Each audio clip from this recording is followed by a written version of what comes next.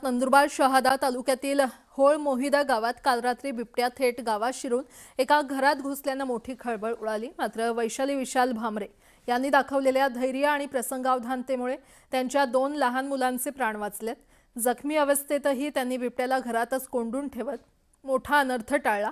रात्री सुमारास बिबट्या गावात शिरून भामरे यांच्या घरात प्रवेश करत असताना वैशाली भामरे घर काम करत होत्या आणि यावेळी त्यांची 2 लहान मुलं घरात खेळत होती। बिबट्याला पाहताच त्यांनी क्षणाचाही विलंब न करता दोन्ही मुलांना उचलून घराबाहेर धाव घेतली। याच वेळी बिबट्याने त्यांच्यावर झडप घालत पाठीवर पंजाने वार केले।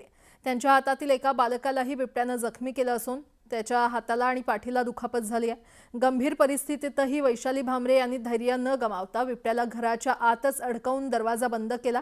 त्यामुळे बिबट्या बाहेर येऊ शकला नाही आणि मोठी दुर्घटना टळली। अधिक माहिती देत आहेत आमचे प्रतिनिधी निलेश पवार आपल्यासोबत जोडले गेलेले आहेत। निलेश, काय अपडेट? खरं तर शहादा तालुक्यातील होळ मोहिदे जे गाव आहे त्या शिवारात हा सगळा बिबट्याचा काल रात्री थरार पाहायला मिळालेला आहे। आणि जी काही आई आहे वैशाली, तिच्या प्रसंगावधानतेमुळे खरं तर तिच्या 2 मुलांचे प्राण वाचलेले आहे।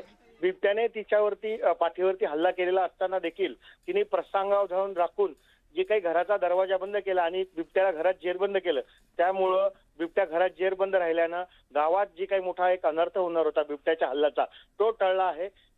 काल रात्री ही सगळी खबरबात लागल्यानंतर वन विभागाने या गावात दाखल होऊन बिबट्याला जेरबंद केलेला आहे। मात्र या सगळ्या घटनेत 4 जण जखमी झाले असून त्यांच्यावरती शहादा ग्रामीण रुग्णालयात उपचार सुरू आहे।